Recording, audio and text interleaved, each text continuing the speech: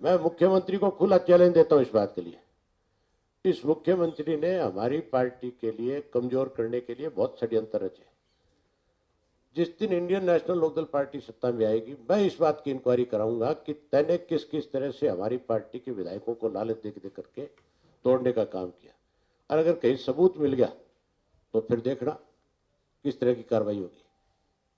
हैरानी की बात है, कल एक आदमी ने परसों सुसाइड किया बहादुरगढ़ के अंदर, जगदीश नंबरदार नाम था। चौधरी मांगेराम हमारे टाइम में मिनिस्टर होते थे, उनका बेटा था। उसने सुसाइड कर लिया, एसआईटी बना दी। एसआईटी का काम है इंक्वायरी करना, एसआईटी का काम नहीं है किसी के खिलाफ गिरफ्तारी वारंट लेना। हमारी पार्टी के अध्यक्ष चौधरी नफेस सिंह राठी के खिलाफ एसआईटी ने गठन होते ही सबसे पहले रेड करी उसके घर में जाकर के। वो पॉलिटिकल काम से बाहर गए हुए थे। वो जब घर आए तो उनको पता लगा कि मेरे यहाँ पुलिस आई है। उसने मेरे से बात करी, मैंने कहा आओ प्रेस कॉन्फ्रेंस करेंगे, लोगों को बताएंगे सारी बात। हमने जब प्रेस कॉन्फ्रेंस करके कल सारे सबूत दिखाए कि किस तरह से ये मामला बनाया गया, कैसे इसमें षड्यंत्र है, इसकी जांच सीबीआई से हो। उस वक्त जब हम प्रेस कॉन्फ्रेंस कर रहे थे, जो एसआईटी का हेड था वो कोर्ट से गिरफ्तारी वारंट ले रहा था। हमारे प्रधान का तो गिरफ्तारी वारंट साथ के साथ। एक एसआईटी संदीप सिंह की शिकायत पे हुई, उसमें 3 लोगों की जिम्मेवारी लगाई, एडिशनल डीजी ममता जी की, उनके साथ 2 और अधिकारी लगाए गए आईपीएस।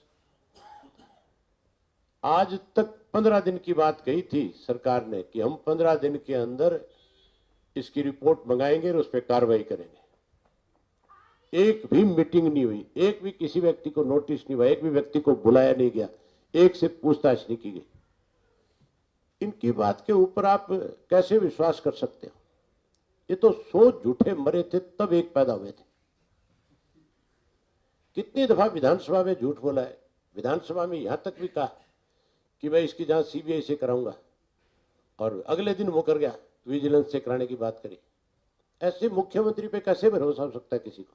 अब इससे ज्यादा और आप ये बताओ, मुख्यमंत्री ने जो मेरे बारे में विधानसभा में बोला, आज ज्ञानचंद गुप्ता ने 6 लोगों को सस्पेंड कर दिया इसी इश्यू के ऊपर। उसको मुख्यमंत्री को लिख करके पूछना चाहिए कि तेरे पास जो डॉक्यूमेंट था, वो कागज था, उस पर लिखा हुआ था कि नहीं था।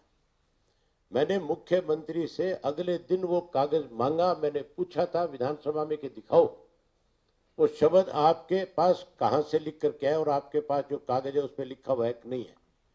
मुझे लगता है उसके पास लिखा हुआ भी नहीं था, उसने अपने पेन से लिख लिया।